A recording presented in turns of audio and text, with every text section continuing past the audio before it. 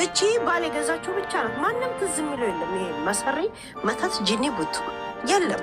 እቺ ናት ጀመር ተሰብስበው እኮ ቤታን ለመጣል እኮ ነበር አለማቸውም እቅዳቸውም አልተሳካላቸውም። አደገኛ ነው የምትመስለው።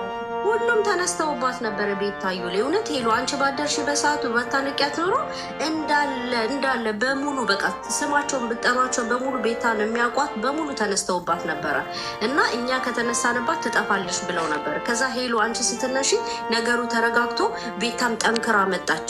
ከዛ የእሷ ነገር እየተገለጠላት ለህዝቡ መጣ።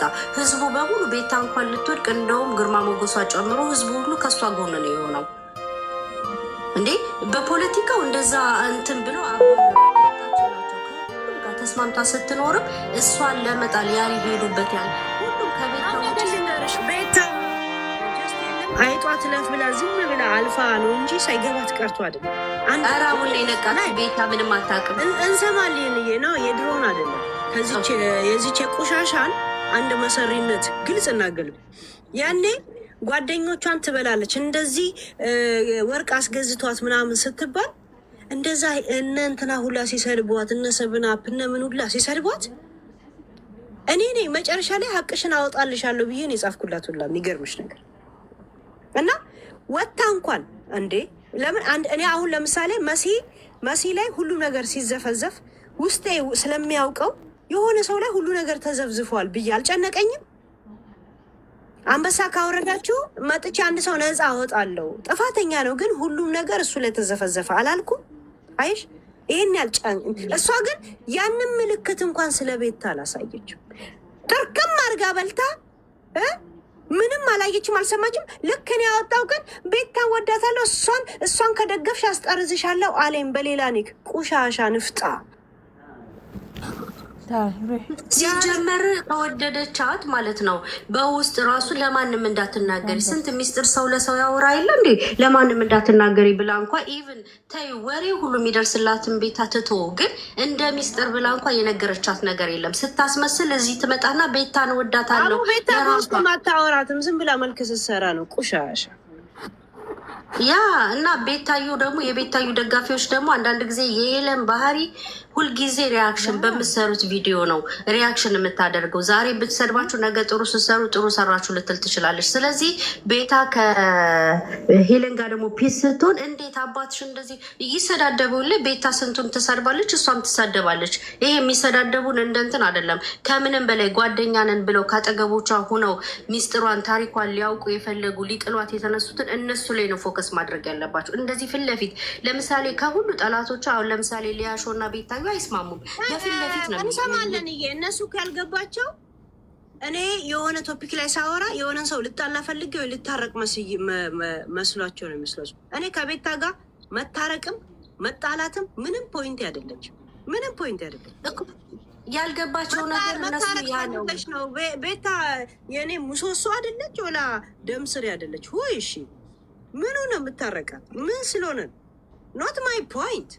ጀስት ግን ያየሁትና እየተደረገ ያለው ነገር አወራለሁ።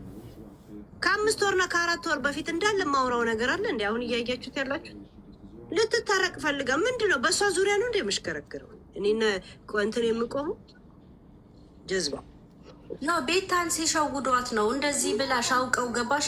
አሁን ላይ ከእሷ ጎን ስለቆምሽላት እሷን የሆነ ነገር እንድትናገር ከአንቺ ጋር እንድትጣላ ስራዬ ብላ ከመሬት ተነስታ ከአንቺ ጋር እንድትጣላ እንዲህ ብለሽኛል ነበር ምነው እኔ ጋር ቆምሽ እንድትልሽ ነው። ኖ ቤታዩ ብልጥ መሆን አለብሽ። ከደረሰችብሽ መናገር ካለብሽ የሌለይም ሂጅባት፣ ችግር የለውም። ግን በራስሽ በጭንቅላትሽ አስበሽበት ማንም ስላለሽ አይደለም። ይሄ ጓደኞች የሚከተሉኝ ይታዘቡኛል እንዳትይ።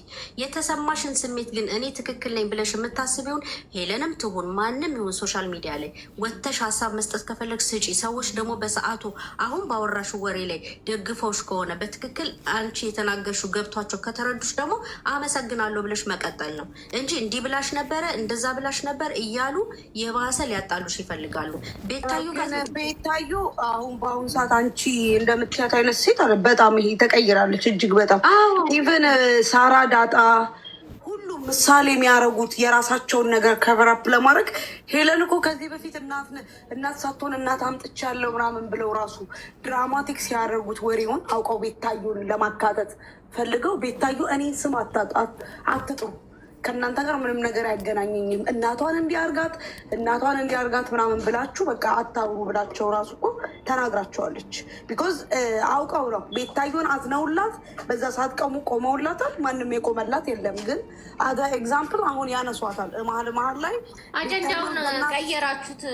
በሉ እንግዲህ ሄሉ የቻርጅም ሊዘጋብኝ ነው እና እኛ እነ ዱባዮች ላይ ነበር ብዬ ነው አጀንዳው ዱባዮች እኮ ቤታም እኮ ዱባይ ገብታለች እኮ ዱባዮች እኮ ዱባዮች ላይ ነን። ቤታ እዚህ ውስጥ የለችም። ስሚ ሄሉዬ ቻርጅ ሊዘጋብኝ ነው። በቃ ይሄን ቶፒክ በደንብ አድርገን ነው የምንሄድበት። በውስጥ አደራሽን ለማንም ስልክ እንዳታነሺ። አዲስ ስልክ ቢደወል ብሎክ ረግጠሽ በጥፊሽ አሽቀንጥሪያቸው። ምንም አይነት ቶክ አያስፈልግም። በውስጥ በኩል ሌላ ነገር እንጨት ይገባባቸዋል። ክስና ጂኒ ሚዲያ ላይ ክስ የለም። ልጅ እየለጠፈች የምትረግጥ ቱና ደግሞ ቀኗን ትጠብቃለች። እሷም ቶፒክ ይቀጥልባታል። ምንም ችግር የለውም። ለማንኛውም እወድሻለሁ፣ እንወድሻለን። ደህና ደሪ ሊማሬ ቻርጅ ሊዘጋብኝ ነው። በነገራችን ላይ ደህና ደሩ። በነገራችን ላይ ሴጋ ምችበት ቻርጅ ሊዘጋ ነው። ደህና ደሩ። ቻው በሉ። ስሚያ ይሄ ላይ ነው ብሎ የሚለጥፉትን ሰዎች ሴጋ ምጡ።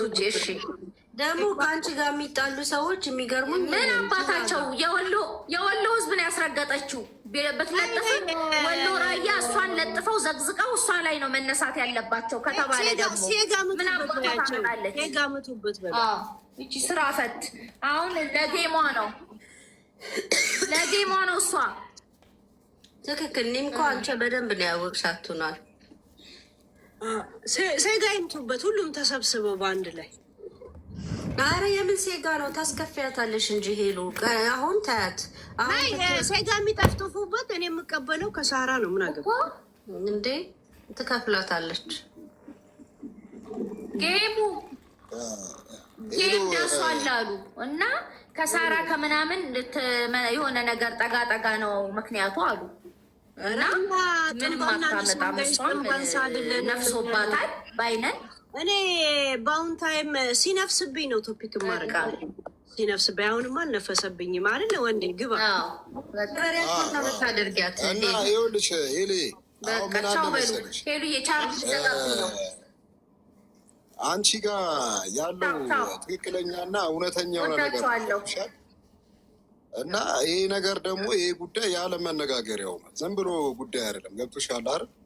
አሁን ትናንትና ያደረሽው ነገር ተመችቶኛል። በቃ መረጃውም አለ፣ ልጅቷም አለች። በቃ ሰሙ። ስለዚህ ባለፈው ተደርድረው እርቅ ፈጽመናል ያሉት ሰዎች ዛሬ ከባድ ውዝግብ ውስጥ ነው ያሉት።